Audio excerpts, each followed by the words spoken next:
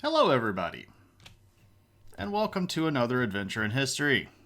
Hope that you're doing well, and I hope that everything is nice and pleasant in your world.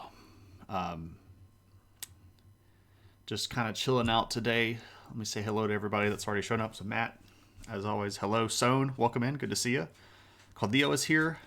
I'm going to try to say this, and I'm going to say it wrong, but I'm going to give it a shot anyway. Is this Gilbeth art? My Gaelic is so bad. So bad. I am really, really bad at it. I should be better at it. It's my ancestors' language. But yeah, I'm not so great at it. DCI Banks is here. Jill. Okay, cool. Yeah, because the G. Yeah. Jill Kath. Or Vath. Vaith. Jill Vaith. Gotcha. As soon as I saw Jill, I was like, yeah, that's. Yeah. Yeah, yeah. No, no, I remember it now. But, like, it's the weird thing where, like, sometimes the G's make the soft sound, but sometimes they make the hard sound, and it's not the same always. So I appreciate you humoring me. Regardless, thanks for coming by, and I hope that you're having a good one. But yeah, welcome in everybody. We are still in the process of playing a little bit of catch up. Um, if I was actually prepared for someone to pronounce it right, you would have had a prize for me. I appreciate that too. Stuff happens, right? And we get surprised every now and then, but my last name is McInnes, right? And no one pronounces it properly either. I get too many K sounds in there. I've actually had McInnes, which is like, no. just no. Anyway, um, it's McGinnis, right? And will put the G in there like Guinness, McGinnis, right? Tuna, what's going on? Claire, good to see you. Claire, I'm very jealous of the Albania trip. Uh, that sounds really, really cool. We have not reached the basketball portion of the stream yet, and I hate to hurt anyone's feelings. Tuna, this is not a history of the Boston Celtics. I know, I know. Let us let us take a moment to honor the I don't know, the camaraderie and team spirit of Larry Bird. um, well, I mean, if you want to go when I'm available, because like I don't have times during May. I don't have unlimited travel times during May, right? Uh, I would have to go after the 15th, and then it would cost money. So if you want to go after I get out of college and you want to pay for my travel over there, I'd totally meet you over there. um, Otherwise, I don't think I'm going to have the finances to go. We've already this year has just been not a good time for expenses. We've run into a lot. Hopefully that changes and we could get back on track. But anyway, that's around the corner. Anyway, for those of you that are tuning in or haven't been tuning in for a while or haven't been around a while or maybe even new to the chat, what we're doing for the last few weeks is we're kind of not necessarily rerunning, but revisiting a series of previous streams so that I can get VODs for them. In the process of streaming for the last 4 years, I have tried to catch and highlight all of my streams, and I've done a fairly good job at it. I have the vast majority of them. but I do not have 100% of them. So we have been revisiting some of these streams so that I can capture the VOD so that I can export them to YouTube, or as our friend Lumpy Dragon Potato calls it, the YouTube. So I am moving these over to YouTube. I have added some more this week in the Adventures in History stuff. Last week, I focused on moving pretty much all of the History of Middle-earth streams over. I know that people were asking for those, and so I have the whole Adventures in Middle-earth streams, or the History of Middle-earth streams over there. I've got almost 40 of the Adventures in History VODs moved over, and a good 20-ish of the viewer requests. So there's a lot of content over there if you want to go watch some stuff while I'm not on stream, or if you weren't around from the beginning and you want to play catch up with world history or other cool viewer request stuff or Tolkien stuff, you can go check that out as well. The goal is to have eventually all of the VODs moved over there. It is taking me time. There are limits to how much I can upload a day. There have been many instances where YouTube has basically cut me off and said you can't upload any more content today, because each one of my VODs is between like an hour and a half, 2 hours long, and if I put 4 or 5 VODs over, that's 10 something hours plus, and they just kind of go, no, that's too much. So it is a slow process, and I don't have unlimited time every day. But there we go. If you ever win large sums of money, you'll get a trip to Albania. I feel you, Claire. When I win Powerball, there's going to be a lot more traveling, right? And we'll have Adventures in History meetups in foreign countries, and I'll just move people around. My awesomeness is not supposed to have limits. That's the thing. That it's not supposed to have limits, but YouTube tells me that there is a limit to the awesomeness per day. They just can't handle that much. But let's talk about the Celts, because that's what we're here for. And I'll get on my my teacher hat here and stop just sort of randomly chatting about, I guess. I actually have for a while, Claire. The thought was that I could do a United States centered history trip meetup and say I'm going to be at a certain city, and if you want to come hang out in this city, I'm going to be showing you lots of cool stuff, and you can come hang out and come and go as you desire. Here's the itinerary. There has also been a kind of a thought at if enough people were interested in that, renting something like a van and doing ventures out of the city. If you did something like everybody flew to Boston and then we got in a 15-passenger van and drove around in a big loop, we could do a lot of the old Revolutionary War stuff, right? I've considered doing foreign stuff too. The issue there is that it costs a lot more money, right?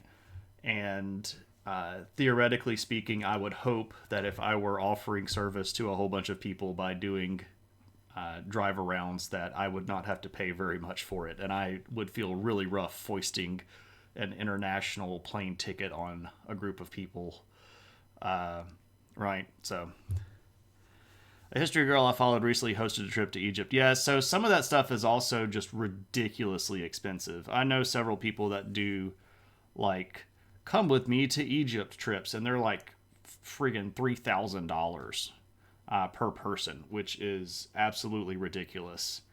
And that doesn't include travel. You have to get there, and then it's $3,000. And you basically only just see touristy stuff, which I have words, but you know how it goes. And I get that people want to make money off of that, but there's a point where you're making money to cover expenses, and then there's a point where you're just sort of like, I don't know, it almost feels dirty, right? Like if we were going to go on a trip and I got to go somewhere for free and drive around and I didn't have to pay a lot of food for myself, or if I didn't have to pay like a lot of my hotels and I got to go on the trip for free or mostly free, I don't really need money coming above that, right? Like the experience is enough of a payment for me, but I'm a weirdo like that. So I don't necessarily look for ways to make superfluously large amounts of money off of my viewership. Oh, I have words, and they are naughty. I don't curse on stream unless something is going really, really, really, really badly, or I'm talking about something that gets me really fired up. But normally speaking, I don't curse on stream. I do, but that's enough for me. Like I enjoy other people learning. Like I like watching people learn stuff and get fired up about stuff. That's enjoyment for me. But anyway, let's talk about the Celts. Let's talk about the Celts. Welcome, Junk Collector. Good to see you. A rather cunning one. I appreciate it. I appreciate the filter. Anyway, where do we come from and where do we go, right?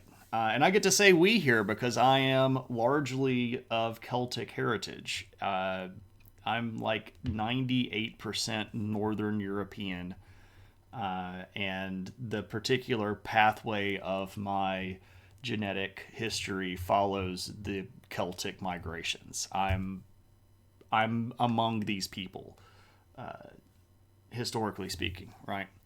I save my French for other people's streams. I do. If you catch me in another person's stream, I have potty fingers, right? But anyway, where are we starting? Where's our first real indication that we have a group of people that would one day be the Celts, right? This is going to be the Indo-Europeans.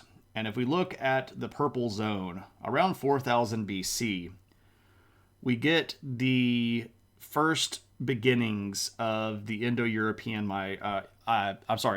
Indo-European identity. And then by about 2500 BC, we're going to start seeing Indo-European migration. And this is actually a really, really important migratory group for a lot of different people's history. These are going to be people groups that end up being related to everybody from India to Ireland, right? The diaspora of Indo-Europeans is also going to bring with it a diaspora of languages, and the Indo-European linguistic group, historically speaking, is among the more widely spoken in the world. Now, of course, part of that is because a lot of these Indo-European powers are going to go on to colonize the world in the 14 through 1800s, but this is a really influential migration group, and our Celtic people are going to be in these branches here. The ones that go off this direction and the ones that go off this direction. And this is actually something that doesn't really get talked about a lot, but if we're talking about the old school Celtic peoples, they're going to be pretty widely distributed across a lot of the European area. And this includes places that a lot of people don't traditionally think about when we think about Celtic culture. But we're being a little bit further back than most people also think about historically when they think about Celts, because a lot of people don't think about them until they're like in Ireland or in England, right? What's up, Lopta and Chris? Good to see you. Welcome both. Hope you're doing well. But if we look at the sort of heartland of Celtic culture, and we want to sort of see where the first Celtic peoples are going to show up, we can look at this map, right? Now, this map is one that looks a little bit weirder than a lot of people would think. And what we're looking at historically here is a region here in yellow where the earliest of the Celtic peoples ancestors. The origins of the Celtic people's ancestors are going to be located. And we'll look here at a couple of different groups of people in just a second that are sort of proto-Celts. But this yellow zone is sort of where proto-Celts. Specifically, we're going to be looking at the Urnfield culture and the Hallstatt culture. And I'll show you distributions of both of those people here in just a second. But this region is sort of where they first really get culturally identifiable, and then they're going to spread quite a bit. The light green area here is all of the areas where Celtic identity or Celtic culture through linguistic heritage or physical culture have been identified.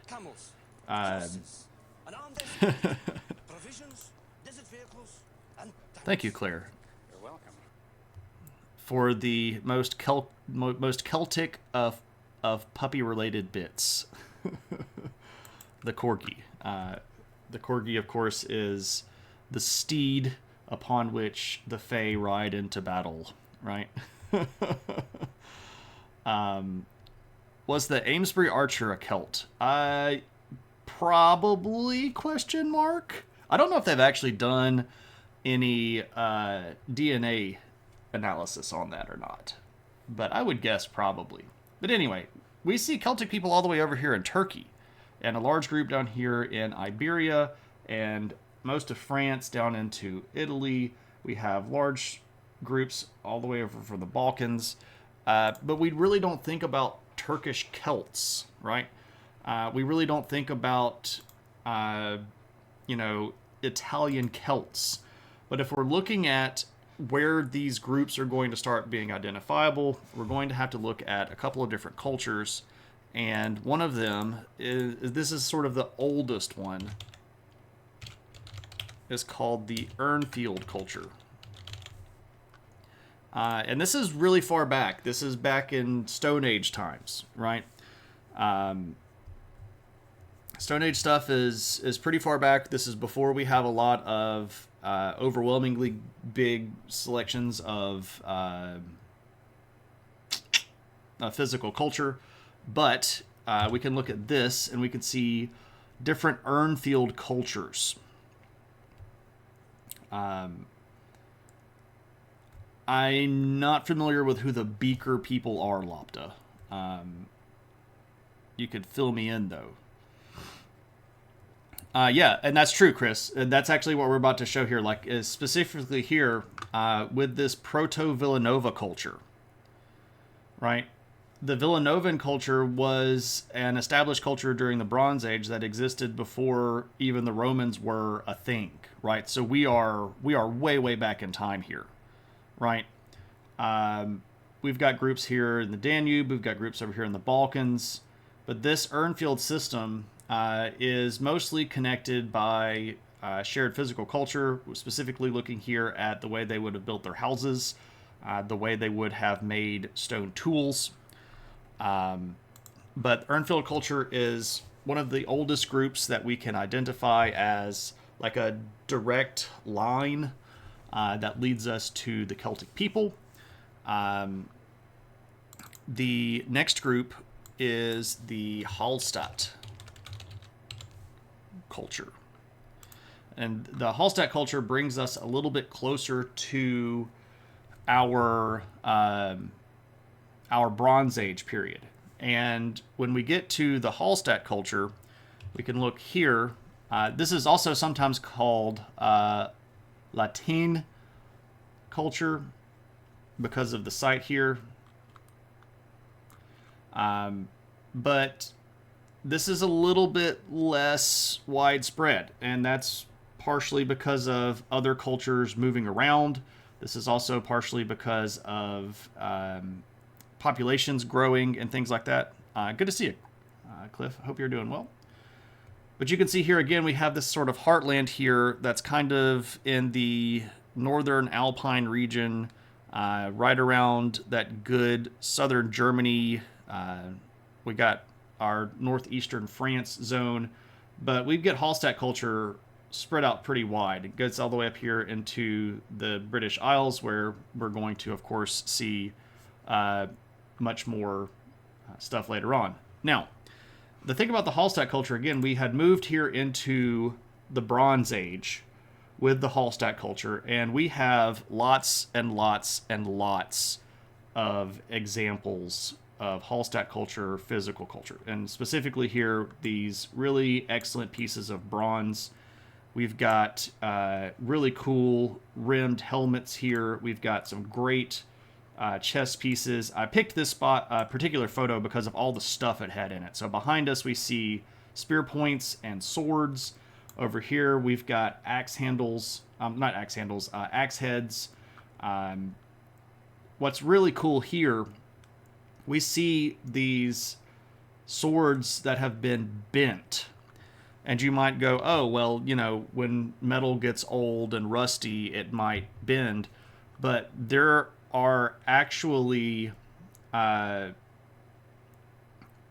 there's a purpose behind these. In some of the earliest Hallstatt, or even into the later Celtic period religious rituals, one of the things you could do as a sacrifice to a god was to bend a sword and either throw it into a river or bury it on a river bank. And we will occasionally find swords like this that have been bent in half or bent into squiggles that are evidence of the religious ritual where you would have bent the swords. I don't actually know what museum this is in. I'd love to go see it, though. It'd be really cool. All right, let me catch up with chat. I'll let you look at the cool pictures while I catch up with chat. Windmill Hilder and Avebury buried their bones in clay beakers. Okay, I'm not familiar with that, Lopta. That sounds really cool, though. Were the Proto-Celts around during Doggerland? Probably not. The Doggerland continent or subcontinent was probably underwater by about 5,000 or 6,000 years by the time that the Proto-Celts moved in. We're probably not going to find Proto-Celtic like Hallstatt culture or Urnfield culture or Indo-European culture sites under the water if we go look around the larger isles. Now, there might have been people there, but not this particular group of people. You could walk there from your village. Oh, that's cool. Hey, Sci-Fi, good to see you. You love the bit when the Romans come? We're not necessarily going to focus on those too terribly much. The Lady of the Lake got borked weapons. Well, there's a reason why swords and water get linked together, right? And theoretically speaking, if she had magical powers, she might be able to straighten the swords back out and then find the good one, and kind of give you the good one back. And legend has it they were the first fishing hooks. Those are big fish. Those are real big fish. It's in the Klein. Kind of like ending the life of the deceased and one's weapons along with them, perhaps. Maybe, but usually if you're going to be a pretty cool warrior with some pretty neat stuff, you're going to end up being buried with your sword. It's a good thing to bring with you to the afterlife. So, DCI Banks, did you run down that particular, did you reverse image search or something and find where those were located? If so, thanks very much. I appreciate it. So, we've got some people groups that are coming from the Indo-Europeans. When they get over to the European mainland, they start separating out a little bit in physical culture. We're going to start seeing the earliest evidence of linguistic stuff. Now, when we do linguistic history this far back, it's a little bit speculative. We're having to do what's basically like linguistic analysis that's based on statistical models, right? So if we can see how long a language lasts in a certain form and then we can see how many loan words and etymological changes happen over the course of the language in a given period of time. We can kind of work backwards from there, but the further back in time we get, we start speculating more and more. And this is way before we had written language in this area, so we don't actually 100% know exactly what their language would have sounded like, but we know that they would have almost certainly shared a similar language. They clearly had a shared physical culture, so the likelihood that they were communicating with each other using the same language is fairly high. And we do know that they shared at least some of the earliest markers of shared Celtic religious identity, but we're going to talk about the religion stuff a little bit later on towards the end of the stream. But as we move into Europe, we're going to start seeing a lot of differentiation, and you are going to see this happen fairly steadily over time. By the time we get to around the 1000 mark, you're going to start seeing this would be 1000 BC, again, I apologize. You're going to start seeing fairly specific, distinct groups. You're going to have your Celt-Iberian Celts that are going to be the ones that are in Spain and Portugal, especially that corner that's up here in the northeast. I'm sorry, that'd be northwest. I apologize. You have the Gauls. If you're familiar with the Roman history, you know that the Gauls over here in France were sort of the big bads of the early Roman world, first conquered by Caesar. Like Obelix and Asterix, right? Then you're going to have your insular Celts, and these are the ones that most people are most familiar with. The ones that move up here to the islands, the British Islands, right? So they're going to get pushed this direction mostly because of much more developed and powerful civilizations growing from the Mediterranean outward, right? When we have these big cultures around the Mediterranean that are developing organized warfare, they have developed substantially larger populations that are going to be able to field larger armies. Those cultures are going to have a certain amount of gravity that pushes against the Celtic people, which is why they're going to move further kind of out this direction. The Turkish Celts and the Balkan Celts are going to almost be completely gone by the time we get to the 1000s. And by the time we get to around the 500s, it's pretty much only going to be the ones here in this kind of like northern western corner of Europe that are going to be independently culturally identifiable, right? So it happens, right? When people groups expand and become more powerful, they push against their neighbors. Roman settlers and Britons were like, Roma sum sed Londinium vivo in it. Oh, in it. Ha ha ha. Ha ha ha. I get the joke there. And they had some Gauls. Yeah. The Gauls were big and scary, and for a long time were the big bads of the Romans, right? Now, what happens to these people? Why don't we just have tons of French Celtic people now? Why don't we just have tons of Spanish Celtic people now? Well, the ones on the continent, the ones that were in northern Italy, France, Spain, Portugal, they're going to fairly slowly get absorbed by the Romans, right? The Romans are going to be really big at syncretism. They're going to be really big at expansion policy. And by the time we get to, the turn of the BC AD period, Rome is going to control pretty much the entire area, right?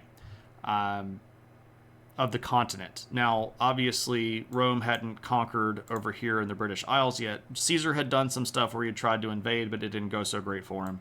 But the Celts over here in Italy, in Iberia and France are almost all going to be absorbed.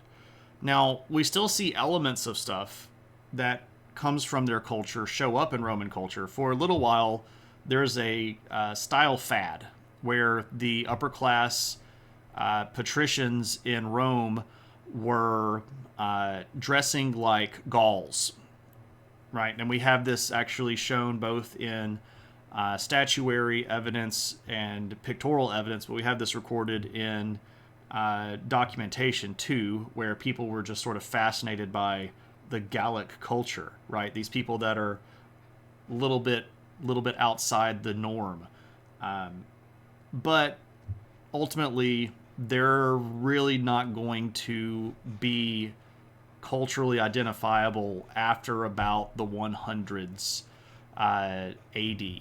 Now, the Spanish Gauls down here are going to be some of the people that resist the Romans the longest, right?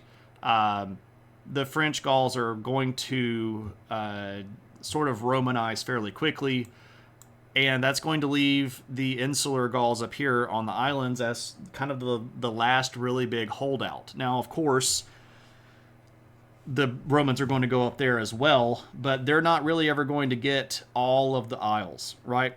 They push over here until they hit Wales, and they push up north until they hit Scotland, and they never really go very much to Ireland. The only times that they go over to Ireland, the warrior Celts run at them buck naked screaming, and it kind of freaks them out, and they leave and don't come back, right? So what happens to the ones that were in the Turkey area? Did they just call the mothership?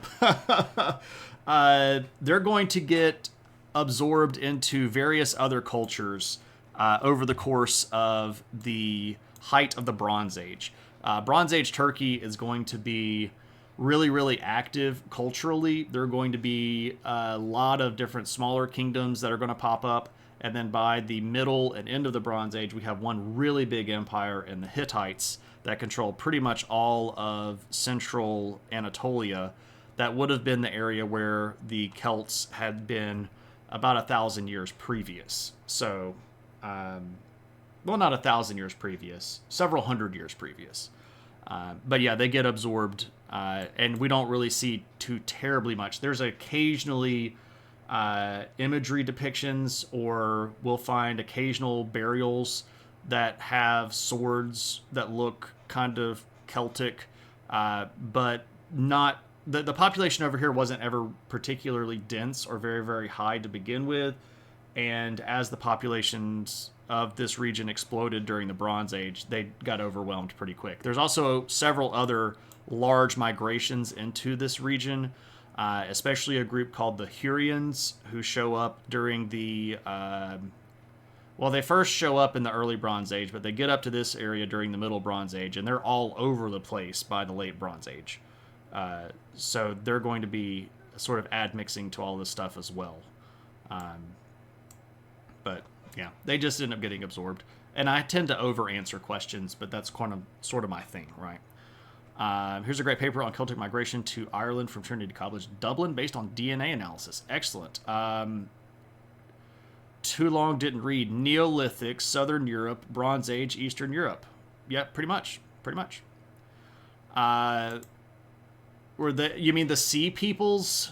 No. By the time that we get to the collapse of the Bronze Age and we're looking at Sea Peoples that were causing a lot of trouble, the piratey groups, the Celtic influence in that region had pretty much all disappeared. They were not directly involved in the collapse of the Bronze Age. Now, there are some people that like to say that they were, but it's a dumb idea. There's not any evidence of that. And we know a lot more about who the Sea People were than most people want to admit, because a lot of people are just set on keeping this a big mystery when there's a lot of evidence as to where these people came from, including lists from Egypt where we have specific pharaohs saying, and we fought these people and they were these tribes. And then people are like, oh, well, who are these tribes? And we're like, we know who those people are. Chill out. Not everything has to be a mystery, right? Some things we know the answers to, and it's okay to say that. Other things we don't actually know the answers to, and we say that we do. So there's just got to be a better balance in history of, yes, we know this, and no, we don't. And it's perfectly okay to say, no, we don't know that, right? We can just say, I don't know, right? Weren't they Asian peoples? No, so, well, I mean, Asian as in from this region, that part of them may have been. there were migratory groups coming out of Central Asia into the Mediterranean and Levantine and Mesopotamian regions pretty much forever. There's almost always a group of people coming either this way across the northern steppes or this way out of like the Silk Road passages up into this area. So they weren't the Asian people. It's been a while, but they weren't the Asian peoples. It was earlier. Okay, I'm losing the line of discussion here. I apologize. But what about history's mysteries? I mean, maybe. Who was in Mongolia while the Celts were moving north and west? Not Mongols. When the Celts were moving, well, I mean, the Indo-Europeans were moving east and west. By the Indo-European migrations, we're not talking Celts. We're talking like the ancestors of the ancestors of the Celts. And Indo-Europeans are coming from right around here. And some of them are going to end up over here. But that's a long, long time before there were ever actually Celts. Yeah, the pre-Proto-Celts, right? Yeah. I mean, there were people over in this region during the 4000s and 3000s, but they were not anywhere close to Mongols. They weren't Turkic. They were, oh man, I don't even, Shanbei. I guess that's the oldest group that's maybe over there. You'd have to look at Shang Dynasty Chinese records. Shang Dynasty is like 2000s to the middle 1000s BC. And the Shang Dynasty did fight people from up here, but they were not Michael Bay, Xianbei. It's an early nomadic steppe people group that were sort of in this region. But even they're later than what we're talking about. They're much later. But it would be like the ancestors of the Xianbei. And at this point, I don't know if we know anything about them. The Shang Dynasty had writing, but it was not particularly good historical stuff. A lot of the writing that we have from them is just like prophecy and stuff that's written on turtle shells. But it's crazy how far we get abroad if we're talking about the Celts. It's okay though, right? All of the stuff is connected. History is history, right? And I appreciate the well thought out tangents. Maybe not necessarily the ones that are loaded down with continental philosophy or something like that. Anyway, so by the time we get to the 400s and the 500s AD, we are really only looking at only these island Celts left, and they have been pushed to the extremes. There is a little bit here in Brittany, but most of them are in Ireland, Scotland, and Wales. Most of this region had very firmly and thoroughly Christianized, and we also by this point have Angles and Saxons and Jutes that have moved in, and that region is going to be dominated first by the Romans are going to show up and take everything over. Then when Rome falls, the Angles and the Saxons are going to move in and sort of setting up their own kingdoms. And we've talked about all of that stuff before on stream. So, were the Celts influencers of the Picts? There were overlaps, sure. I don't know if we're talking about direct line from Celts to Picts, but the Picts had some obvious influence from the Celts because they lived right by each other, right? Right by each other. If you live right next to each other, you're not going to be completely separate. You're going to have some interconnections. But I don't know if the Picts were like cheating off of the tests or copying and pasting the Celtic identity. Oh yeah, so I mean, there's a lot of Celtic people up here. I'm not trying to leave anybody out. I'm just mostly referring to areas that I think most people would know. I would guess that the vast majority of people couldn't find Cornwall on a map if they were asked to. Not saying anything against Cornwall. Just trying to be broad terms here. Let's see who we got. Yeah. There are going to be some overlaps in basic physical culture, lifestyles, things like that. They're going to be able to communicate with each other. They're going to have their own different languages, but they're going to have enough overlap where you're going to find Picts that know Celtic stuff. You're going to find Celts that know Pictic stuff, right? So,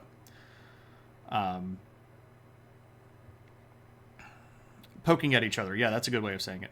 Nova Scotia, we're still connected to our Scottish heritage. You have a Gaelic college here.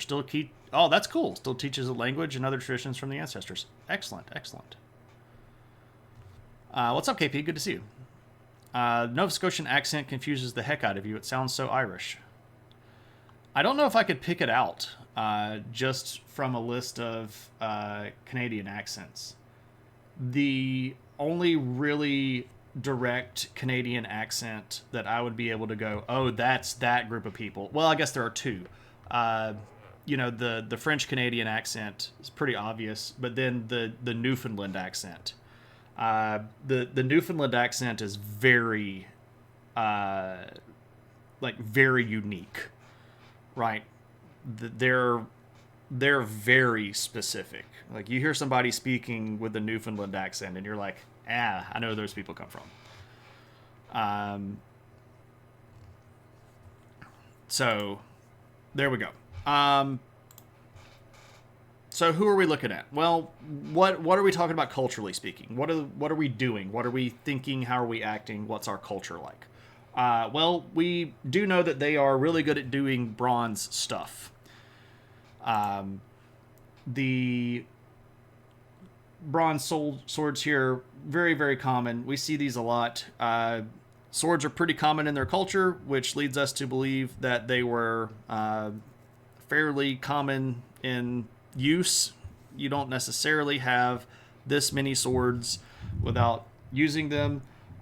We do know that there was a bit of a warrior class, but we don't know exactly how that played out. It could have been that nobles liked to portray themselves as warriors, which would be evident by the fact that they were very frequently buried in war outfits, mail, helmet with a sword like this. Again, without really good written documentation, it's hard to say. By the point that we start studying Celtic people, historically speaking, all of the stuff that we have about them comes from other people. Either the Romans describing them, occasionally a mention in a Greek source, occasionally we'll see a reference in some other Eastern European source, but always from the outside. A lot of the biggest and what we might call most thorough descriptions that we have of the Celts come from Christians that are taking over the Celts. And we all know that Christians are going to be looking at the Celtic people in a very biased way, because the Celtic people were, of course, what the Christians would call pagan. They practiced their own religion that was polytheistic. So when we look at our documented evidence of their culture, it's actually fairly difficult sometimes to figure out exactly what's going on. We have a fairly good wealth of physical culture artifact stuff. We've discovered a lot of burial sites. We have a lot of graphic depiction. Later on, we do have some stuff that's got some runes on it, and we occasionally see some stuff that is at the sort of tail end of the what we might call pre-Christian Celtic identity, where some of the people wrote some stuff down, but it's very little and it's very hard to put it all together. And this is one of those areas where it's okay for us to say we really don't know. We know a lot, but it's okay if we can say we don't know everything.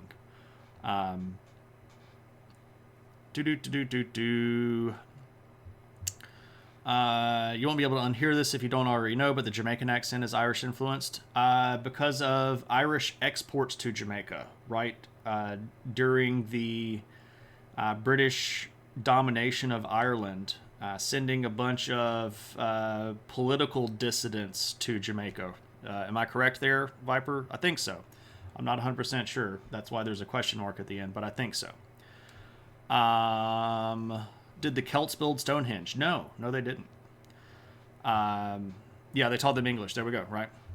You're Scottish by heritage. You're still connected to it. Yeah, KP runs the Highland Game stuff. Yeah, and is getting to go to Scotland. We're all kind of like stoked for KP getting to go abroad. So we know that they have a concept of a warrior class or a noble class. We do know that they're really good at making weapons and especially working in bronze and later iron. They're also going to fairly early adopt coinage. So we've got a Celtic coin here. This is particularly a coin from the Venti culture. Sorry, not Venti. I'm stuck in Starburst term. Venetti culture. Good gosh. What in the heck am I saying? Venti culture. Holy crap. This is the 20-ounce culture. Good gracious. Anyway, you see stuff like the stylistic face on the coin, and horses are a very, very common theme in Celtic art. And we'll see some other horse sort of art here in just a little bit. But coins are pretty common in a lot of the Celtic groups, which actually sets them apart from some of the other cultures at the time that were still doing bartering. They're not all going to use coins. Some of them actually just use tokens that have a certain value to them. It's more of a standardized bartering system.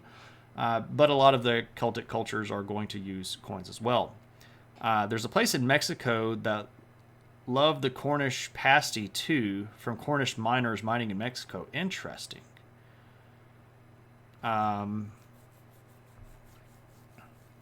Did Highland dancing. Now you want a mocha? That's my fault.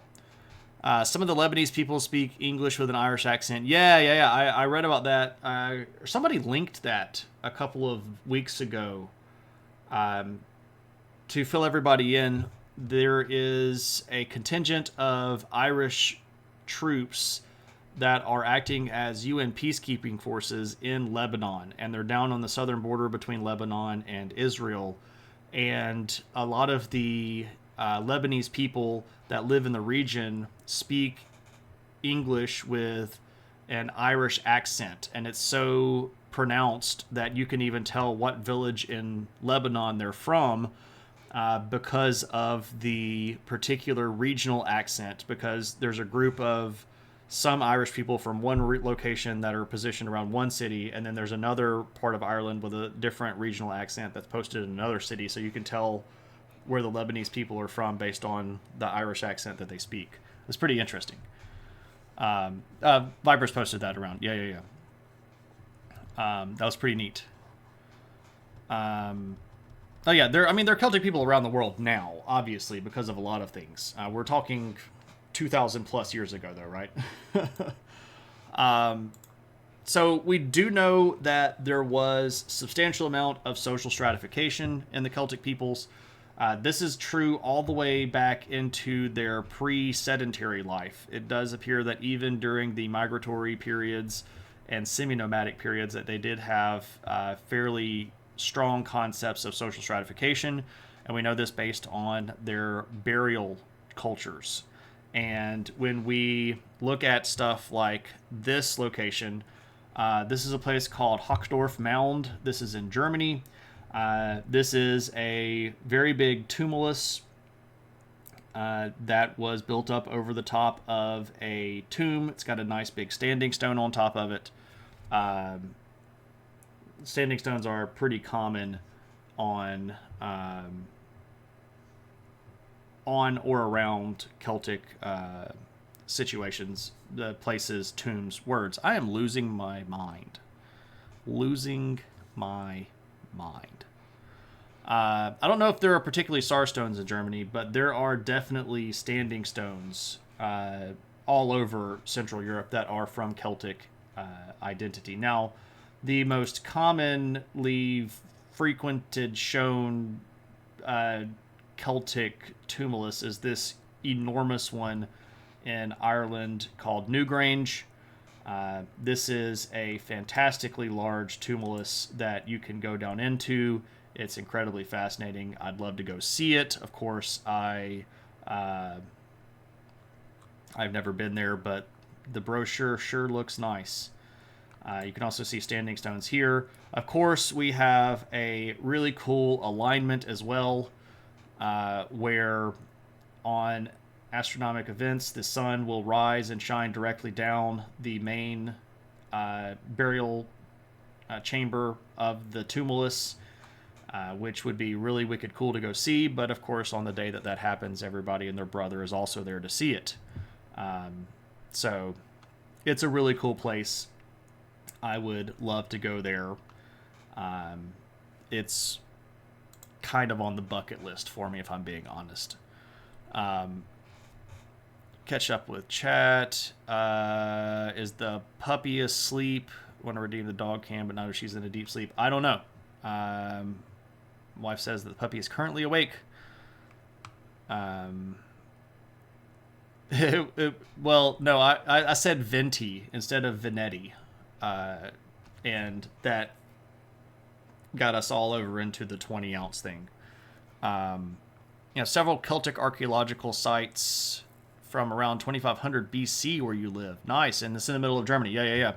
I always wondered if these were isolated settlements surrounded by people from other tribes. So they were there. Yeah, that there was an entire group of people that were Celtic in Germany around that time. That would be the Hallstatt culture, which we looked at.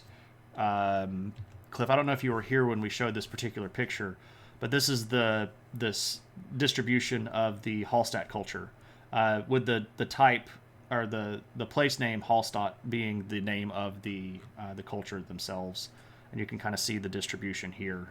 That might be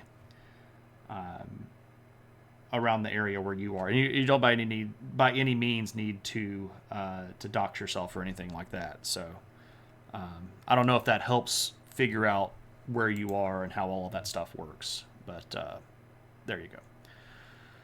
You want to go to Newgrange? I do too. You went to a Bronze Age temple site recently that has some burial mounds. Oh, wicked cool. Kingley Vale National Reserve, or Kingley Vale National Nature Reserve. That's a mouthful. Oh, that's cool. That's really, really cool. DCI Banks is... I see that the footpaths here are very white underneath. Is this near any of the... is this near any of the larger chalk drawings that were around from the Anglo-Saxon period, where they dug up the turf and, made like either the big guy or the running horse? Is that anywhere near those sites? Yes, aligned, correct. More on Newgrange there. It's older than the pyramids, don't you know? Yeah, they're pretty old. Bronze Age barrows, indeed. All right, we'll call the puppy.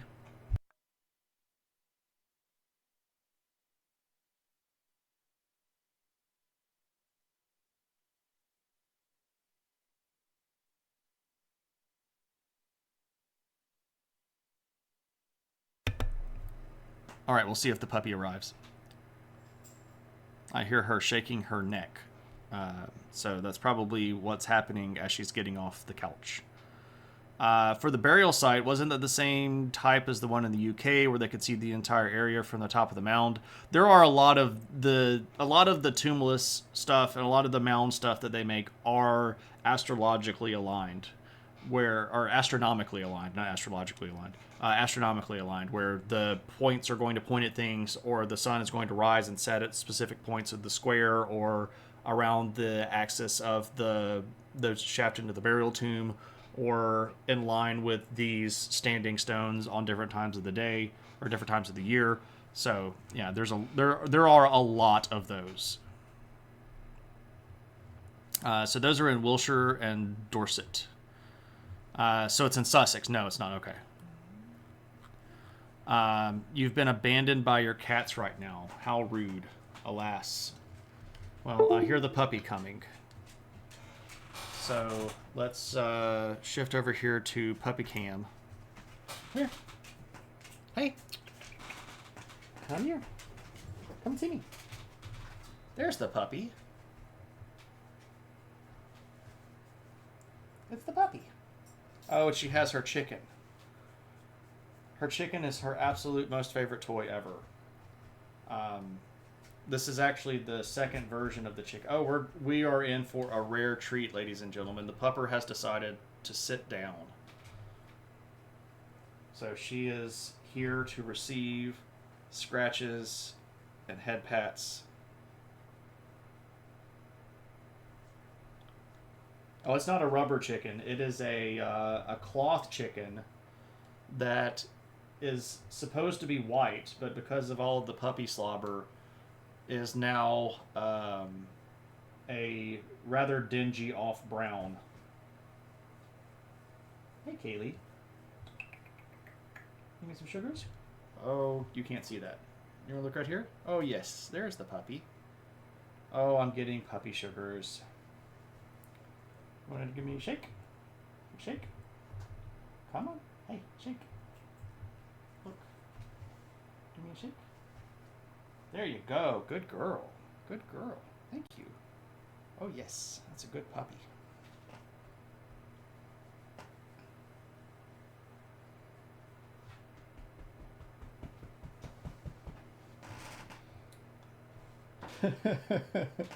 Were you not done receiving scritches?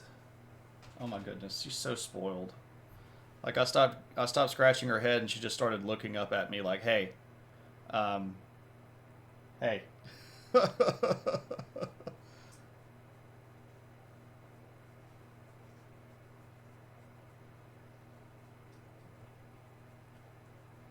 Oh my goodness. Okay. All right. Is it time to go? Okay. All right. That was a long and extended puppy cam. But now it was time for the puppy to go.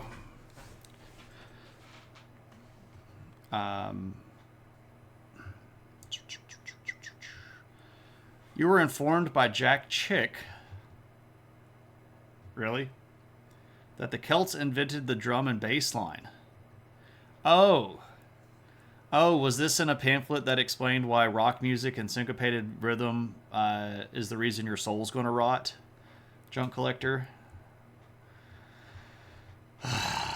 For those of you that don't know, Jack Chick was the author of a long-running series of religious tracts that are frequently referred to as Chick tracts.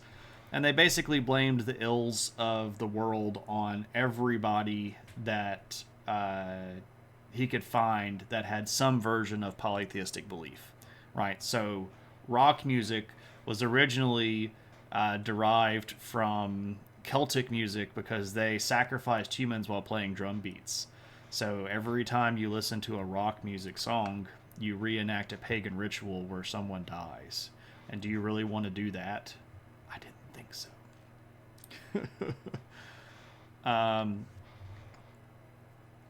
Goodness gracious. Are you not entertained? The puppy, no.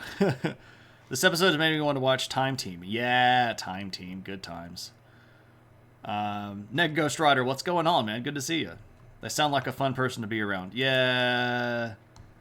Chick tracks. Oh, it was updated to be about rap. Oh, of course it was. Of course it was.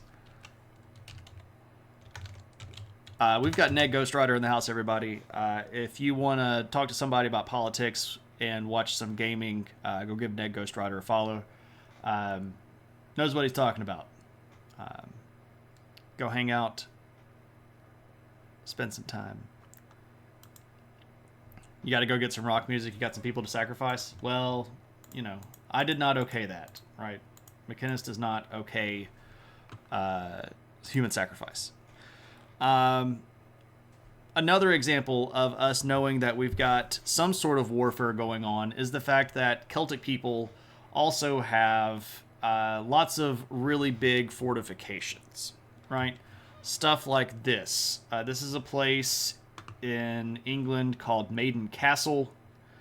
Now, obviously, we're not actually seeing the specific castle remains because it would have all been made mostly out of wood, but what we are seeing here, these big stair-step terrace rows, are actually defense works. And there would have been a really big palisade here around the edge that would have made it very, very difficult to sort of get over this. And of course, you've got to run up this big honking hill to get to the top.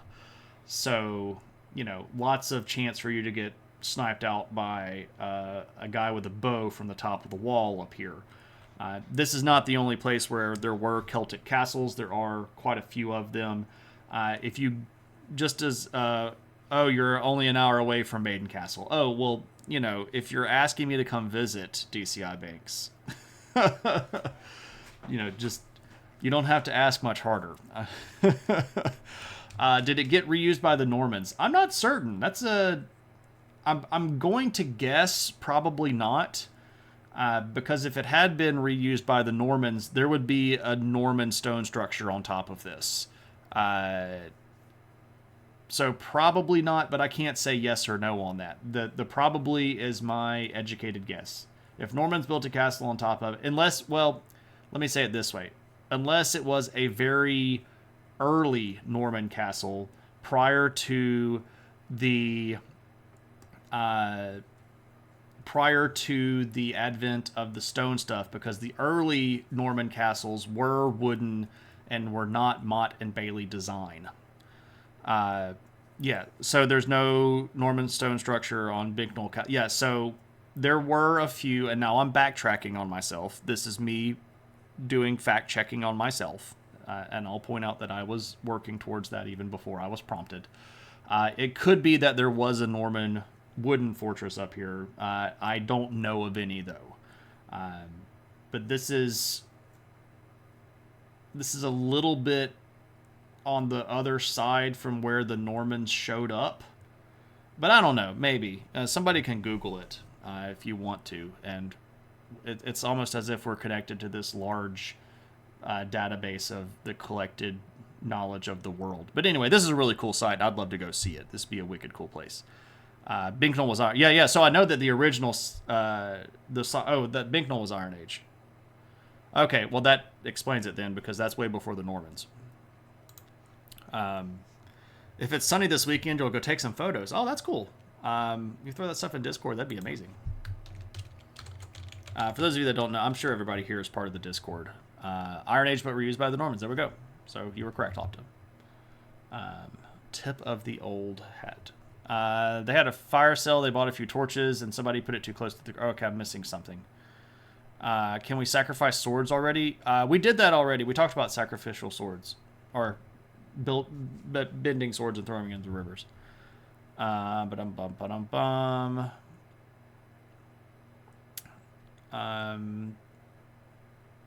Steve the John came in. What's up? What's up?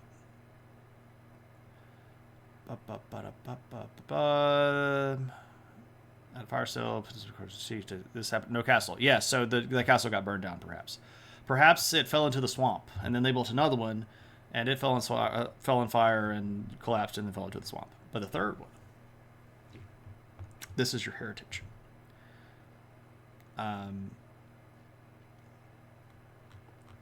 It's free, right? Okay, so we've got fighting, we've got stratified culture, we've got warrior stuff, we've got sometimes money-based economy, we've got all kinds of evidence of different versions of Celtic people. Some of them are going to be fully nomadic, some of them are going to be semi-nomadic, some of them are going to be fully out sedentary. Let's wrap up by talking a little bit about their religion, which is Ugh. One of those things that everybody thinks they know about, but few people actually do. And no offense to anybody that claims that they are a modern druid. We don't know what Celtic druids were, and if you find anybody saying, I know exactly what Celtic druids were, no, we don't, because we don't know what they were. If you have anybody or hear anybody saying, I'm the one that has the knowledge of the ancient druids, no, they don't, because they didn't write it down on purpose. We don't know a lot about the druids. We know that they had some level of religious significance. We know that they also had some level of judicial importance, that they were going to be called upon in many cases to settle disputes. We know that they very frequently traveled around. We know that in some cases they were fairly wealthy, even despite the fact that they were traveling around. But we don't know a lot about the druids. There are no secret hidden documents that contain all of the knowledge of the druids. There are no secret cults that have still preserved the practices of the druids from ancient times. And again, I'm not trying to be offensive, I'm just trying to be straightforward. There are a lot of people that think that they know who the druids were and what the druids did. We don't know. We don't know. Now, most of these people aren't trying to hurt anybody. Most of these people are just trying to live more at peace with the world, and I have nothing against them. There are a lot of people that are being goofy and trying to scam people with whatever. Those people are just not good, right? Just no. Yeah, we're guessing at a lot of the stuff. There are lots of druid claiming people in Glastonbury. Interesting. They do the solstices at Glastonbury Tor and Stonehenge. Yeah. Do they do specifically druid stuff at Stonehenge? Okay. So many comments you want to make about people thinking they know things about religions but don't actually. Yeah, Ghost Rider, I feel you. I live in Mississippi. I feel you. Right here, right. Yes, they were very secretive and they were very scholarly, indeed. If you want very academic history / philosophy on occult-related topics like Gnosticism, yeah. There are a lot of people out there that talk about this stuff. Now, Gnosticism is another one of these things where people claim to have the hidden knowledge or the hidden truth of the Gnostics. And Gnosticism has unfortunately become something of a vogue topic in the conspiracy theory crowd. Be careful what you read about Gnosticism online, right? Just be careful. Well, I mean, there could be secret stuff, but we don't know. I doubt that there is an unbroken line of knowledge from today back to the original Druids. I would bet lots of stuff on that. Some of them are trying to sell stuff. There we go. There's a folklore of a Roman soldier who stopped a Druid on the road and asked him what his business was. He replied, "My name is Churi, and I am simply on the way home." And then the Roman centurion, I see you. So you're saying it might have just been nasty stuff? We're just all about the puns tonight. You have a book called A Brief History of the Druids by Peter Beresford Ellis. So you haven't read it yet. It's probably very brief. If it's more than about 50 pages or 100 pages, I don't know how much you can say about it.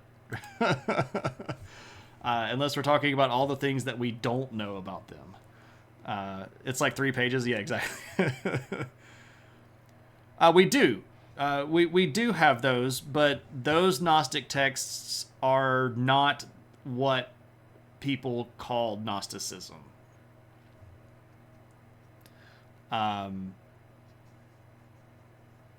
And the Gnostic stuff from the Nag Hammadi library is specifically Gnostic Christian, not Gnostic philosophical. And a lot of the people that are in the weird quasi culty Gnostic stuff are the ones that want to go real hard on like Platonic ideals and sacred geometry and stuff like that. Culty Kelty. You're just a simple Wiccan. Do your thing, right? Everybody gets to decide on their own, right? It's not my position to tell anybody what to believe in religiously. I'm not a prophet. I'm not a preacher. I don't have any credentials. I mean, I studied religion, but it's in an academic sense, right? Academic sense. Anyway, so there were Druids, obviously. We do know that they were polytheistic. We could talk about some of their gods here in just a second. We do know that they were really heavy on symbols. The Triskelion, obviously, is a very famous symbol, like the three pointy thing. But that actually gets co-opted by Christianity to represent the Trinity, when in reality it's supposed to represent these people. These are the triple goddess, and the triple goddess is the maiden, the mother, and the crone. And you see this sort of triple goddess concept pop up fairly frequently over the ancient world. This is a fairly common theme in Celtic theology, where you have a single goddess who's represented by three different aspects of the woman: the unmarried, fertile woman, the mother who is protective of her child, and the crone who is wise in the ways of the world. And I mean, this shows up in a lot of different cultures. You have Hecate in the Greek culture, and there are even different versions of this among Celtic concepts. The most frequent one that you might see in Irish Celtic mythology is Morrigan, if you're familiar with the Morrigan. That's just sort of a regionalized, specific version of the triple goddess. But yeah, this is a pretty common concept. And the three-pointed star, or the Triskelion, which is like the three spirally things that are meeting together in the middle, are really initially just symbolic depictions of the triple goddess. This is pretty common stuff, right? You're going to see them show up all over the place. The trifecta. No, not the trifecta. Not the trifecta. I believe I'd like to go home one day. I mean, I'd love to go to Ireland. I know, and I saw, Viper, I saw you mention earlier that if you were, that you had offered to help do some genealogy stuff. I've gotten my genealogy back to the 1500s. The earliest McInneses came over from Shannon, Ireland, to North Carolina, and they didn't have a last name. So I'm not exactly certain how I would go back further, because I don't have the ship's name, and I don't have any like manifest or anything like that. But I mean, I'd love to go to Ireland because my family came from there. 1526, I believe, is when they came over. My mother's side of the family is Celtic, from the Viking to Brittany to England to Ireland pathway, right? So that would be cool. You can hear the wind chimes. Yeah. Morgan Bobbed and Maka. Yeah. That's it.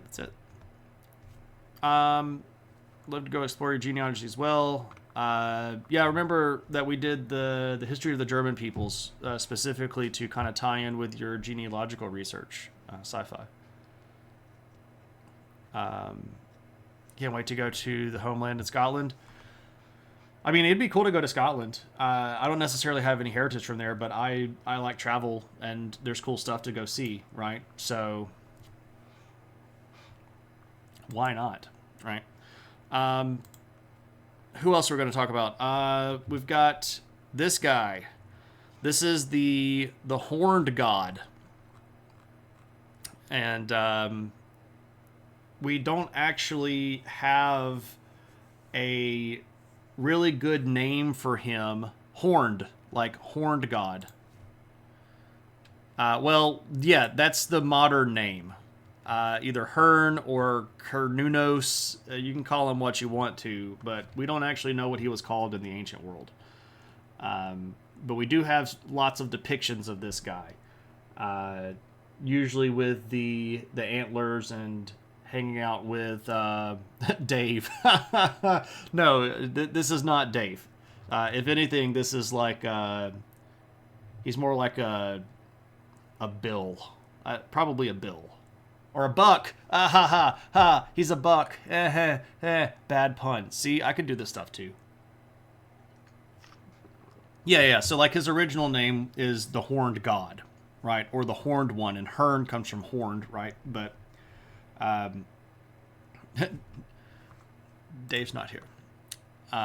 Anyway, this guy shows up a lot, and when we sort of feeling like, or we're trying to figure out what this guy's for, we don't even really necessarily know what he represented in the pantheon. There are several leading theories as to what he was the god of or the patron of.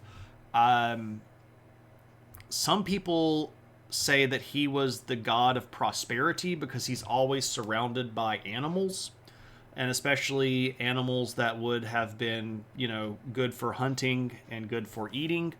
But others say that he's more of the god of like wild, untamed nature. So he's sort of like the spirit of the wild, if you will. Which is an interesting concept, especially when we consider how much forests are important to the Celtic religion. All right, Claire, good to see you. Have a good night. Yeah, he's the spirit of the woods or the wilds, right? We know that the Celtic people had a lot of fondness for the woods, and specifically in some of the Roman sources that we have, we hear about these sacred groves where the trees had been kind of hallowed, and you couldn't cut them down, and you weren't supposed to mess with them or even cut limbs off of them for fire or anything like that. And we know that there were some rituals done in these. There were specific things where you would have horses that lived in the sacred grove, and you weren't supposed to mess with them either. So it could be that our horned god is kind of the protector of the wild spaces or the nature spaces. And that seems to be a fairly understandable and relatable depiction of this guy based on the way that we see him shown in ancient sources. But there aren't necessarily a ton of these depictions in general. The Celtic people, just in general, were not overly super duper fond of making statues or making depictions of the gods. There's a bit of a theory that one of the reasons we don't have more of these is that a lot of the original depictions would have been made out of wood, and of course wood would end up rotting so that we lose the statues or the totems of these people. And there's a fairly decent argument to be made along that line, because we do know that other people used a lot of wooden depictions for their deities. The later Slavic cultures were really big about making wooden totems for their deities instead of stone statues or something like that. So It's possible that the vast majority of the imagery of the gods would have been smaller things made out of wood that you might have carried around in a pocket or kept in a little shelf in your house, and we just didn't necessarily get those preserved because wood rots really easily, and this would have been something that, we found a few examples of these, but not necessarily a lot. We guess at a lot of stuff, right? And especially around the Celts, again, we're still not sure about a lot of these things. And again, it's okay to say this, right? We don't know for sure because, again, we don't have written sources that are from their perspective. And while we do have a lot of physical remains, especially when it comes to their religion, they seem to be a little bit skittish about making religious depiction stuff other than symbology, right? Like you'll see symbols all over stuff, but when we talk about full, like, body figured anthropomorphic designs, they're not really super common compared to other cultures that were living around the same time. Yeah, oak groves especially, mistletoe, right.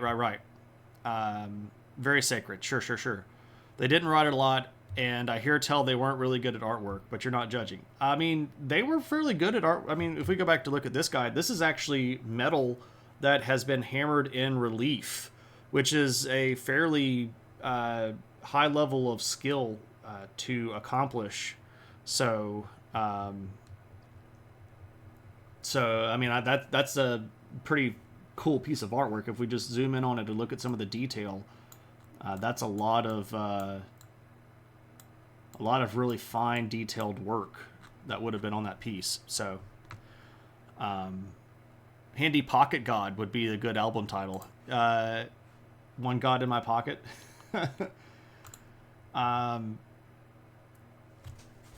Joking aside, a lot of the carvings and artwork had been done on oak slabs, so they would not survive. Yeah. I could see why you wouldn't eat the animals that lived in a copse. Yeah, you weren't supposed to do any of that stuff. It would compete with a personal Jesus, indeed. So they also had this goddess, and this is probably my favorite goddess for what are going to be fairly obvious reasons. This is the Celtic goddess of horses, and her name is Epona.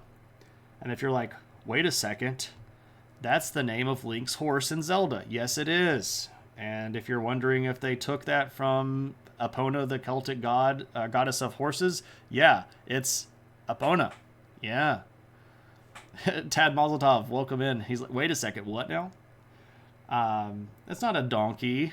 This is Epona on a horse. And again, this is a fairly rare depiction here. And this is actually fairly late in the Gallic cycle of culture, because this particular depiction might even be a Roman sculpture of Epona that had been done through a syncretic effort to bring Epona into the Roman pantheon in this region.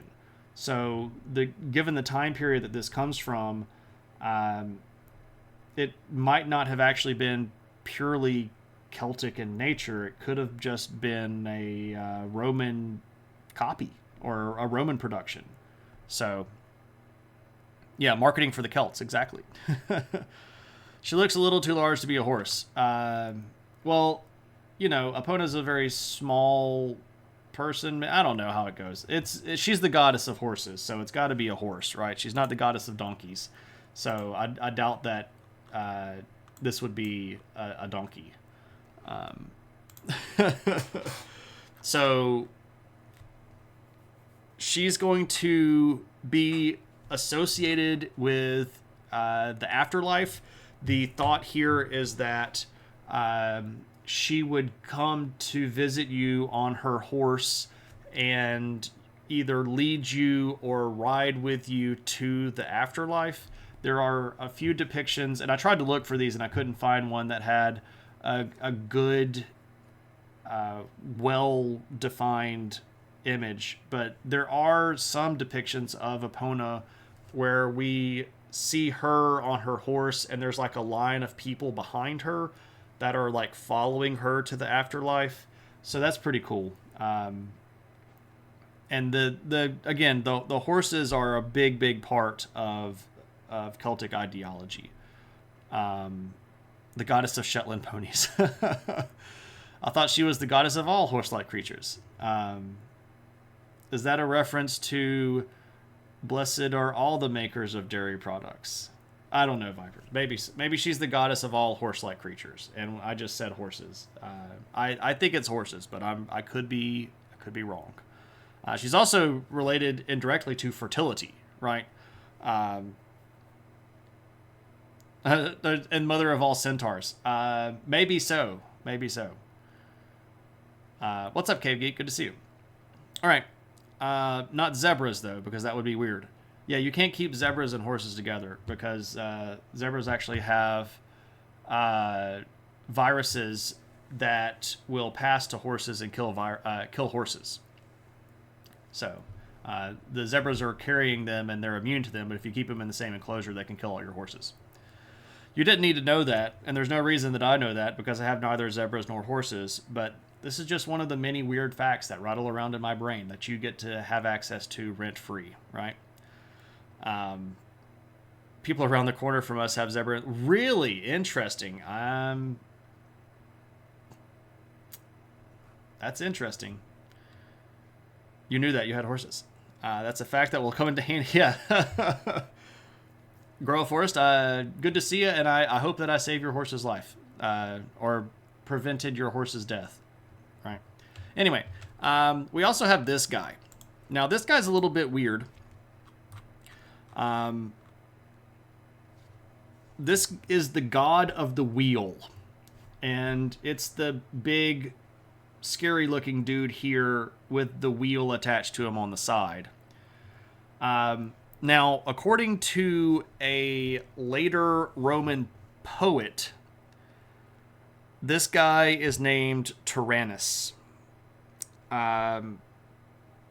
don't know if this is accurate because Roman poets are notoriously wrong. Chorlton. But if this guy's name is Tyrannus, regardless, he is the god of the wheel. And he is associated with several things wheel-like. Most notably, he is associated with the progression of the year. So he's sort of like the god of the passage of time. And as the wheel turns, so does time go. He is also, in some instances, acquainted with Jupiter as a god of the storms.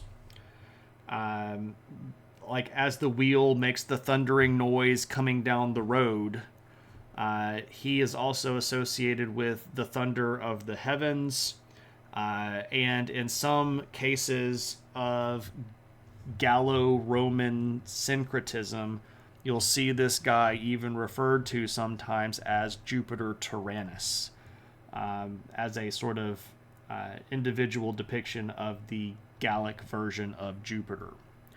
Also Fate. So Fate is kind of like the passage of time tie-in, where things are coming down and they will come to you and move away from you. As stuff moves, so does fate, if you will. Indeed, as the wheel turns, right? The wheel turns, or what's the statement from the Dark Tower? The Wheel of Ka, right? It's the same sort of concept, right? Are braided beard depictions common? Oh yeah. The braided stuff is all about it, right? You gotta get some big beard stuff going. Before this, he was known as Count Dooku. Interesting. I did know the connection there. Though Count Dooku would have definitely been from a long time ago and far, far away, right? He reminds you of Rudra Chakran, the 25th king of Shambhala. Interesting. I don't know if I've ever seen a depiction of that. Did the Celts use that wheel with the 4 quadrants? Not that I'm aware of. Every time I've ever seen the wheel here with the wheeled god, it's a multi-spoked wheel. So I've always seen it with multiple spokes. I've never seen it with just the four. Now I have seen Slavic deities with the four quadranted wheel, but that's that's a different culture, right? There's some very, very, very, very, very deep ancient overlap, but we can't say that Slavic pantheon and Celtic pantheon are directly related. Was Sheila Nagog Celtic? I'm guessing based on the name, but I think those are most likely to show up on churches, if I'm not mistaken. I know what it is. It is a depiction of a woman with a very large vulva that is typically wide open and is typically used as a downspout for a water channel. I know what it is.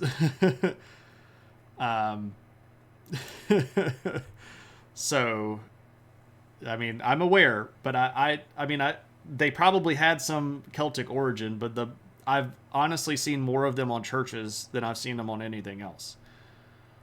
The best theory you've seen about those is that they are to scare away the evil spirits with the origin of life. Ah, interesting. Interesting. I could see that. I've not read that or seen that, but it jives. That doesn't mean that it's accurate, but it jives, right? If we're just talking about what feels right, that has truthiness to it. All right, last one. There's this guy. This is specifically here. We're looking at the big face on this one. This is the god Bel. Sometimes this is Latinized to Belenus.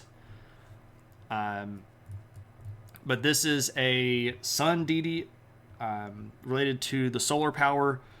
Sometimes, especially in later sort of height of Roman culture, this guy occasionally gets syncretized with Apollo. But usually, when we see a depiction of Bel, it's just, Beltane, right? It's just this big old face. And the face is supposed to represent the face of the sun. And the sort of the watching of the sun of things on Earth. Reminds me a bit of the Egyptian god Bes. I can see that visually speaking. There's some visual similarity there. I mean, there are only so many ways you can draw a face, though. But this guy's usually seen with like this kind of wild hair and like this big mustache and this big beard. And if we kind of imagine the hair kind of sticking out wildly and the mustache sticking down wildly and the beard sticking out wildly, we kind of get like the fiery rays of the sun, right? So just kind of imagine the hair and the mustache and the beard being like the radiating bolts of the sun out from around his face, and you can kind of get the picture there. That's pretty frequent. I don't know if there's any depiction of Rudra Chakran, but he's prophesied to kill the unbelievers with a giant wheel. Oh, the Juggernaut. Right.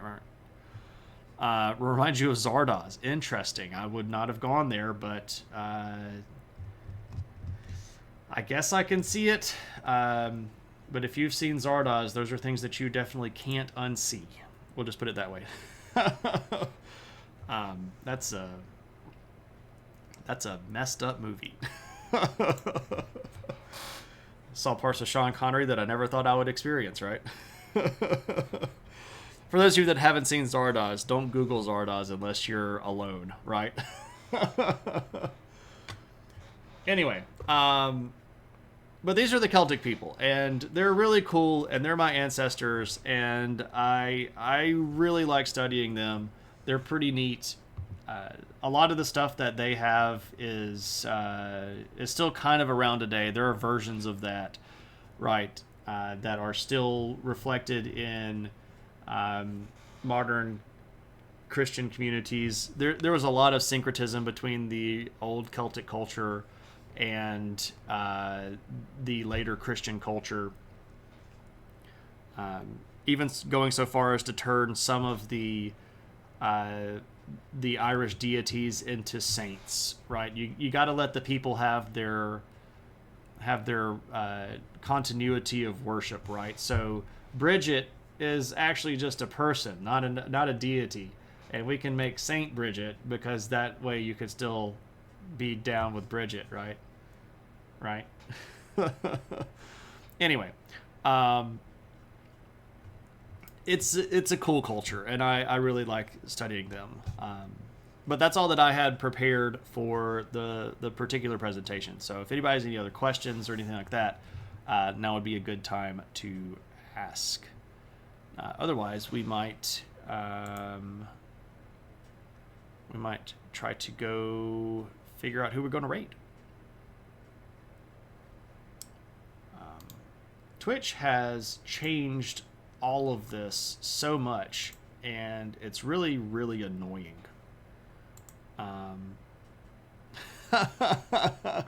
Say less.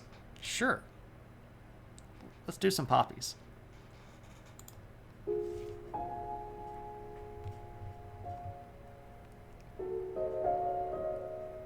Hey everybody.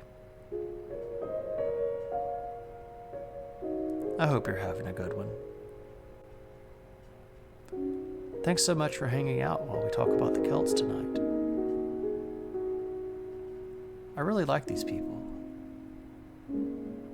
And just like the green rolling hills of central Turkey, we can think of the green rolling hills that the Celts once walked over. Maybe there were actually Celts on these green rolling hills of Turkey. It could be what I'm pointing at in the picture.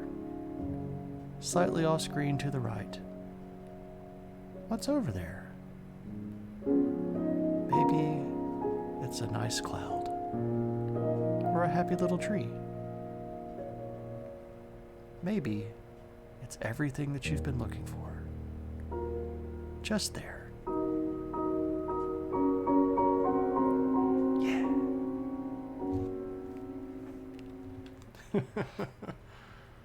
I feel like I'm in a mental institution.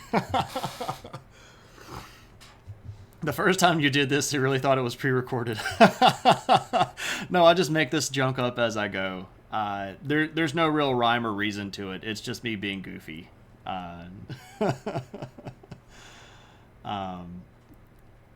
The whole thing came from a joke. I can't remember where I was. I was on a stream, but I can't remember if it was like a Gundam stream or if I was just chatting stream. And I showed the picture of the poppies, and Cave Geek was like, "That needs to be a point redemption." And I'm like, "I agree."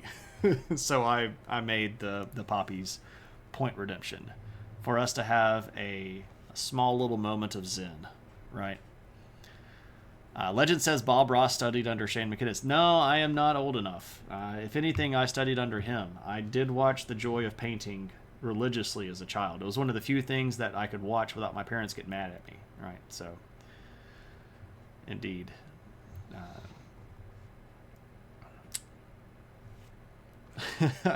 I'm glad people like that. It gets redeemed almost every time, right?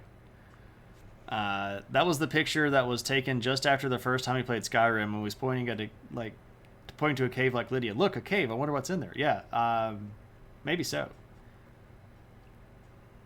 That was actually just me being a goober, and the guy that was with me, like, we saw the poppies, and I said, we've got to stop and take glamour shots. And he's like, that's an amazing idea. So we stopped and we walked out to the middle of the poppy field and we took glamour shots, right? So I had to see something that was just off the screen, right?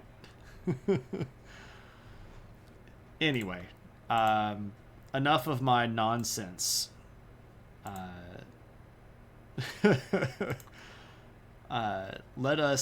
Let's go do a raid. We are perpetually getting raided by my buddy Aristotle, so let's bring some eyeballs to him this time.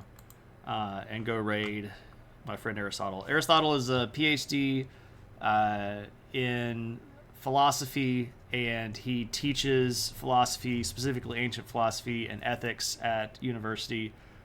Really cool guy, has an amazing stream that's incredibly random, and you never really know what we're going to get into. So when we get to Aristotle's chat, yell adventure and share some adventure hats if you got them. And I need to say thanks to everybody. So thanks to everybody hanging out. I appreciate everybody, regardless of whether or not you said anything in chat. Your presence helps the channel grow. I also want to make sure that I thank all of the subscribers. You can see their wonderful badges here in chat.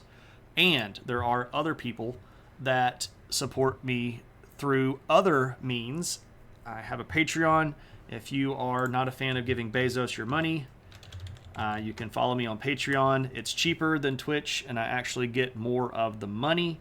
You can get your name on the thank you page. You can also see people that have donated books to my reading stack. If you would like to send me a book, there's the list for that. Otherwise, everybody, thanks so much for hanging out, and I hope you have a good one. And I hope to see everybody on the weekend, but you never know. We'll see. Otherwise, take it easy.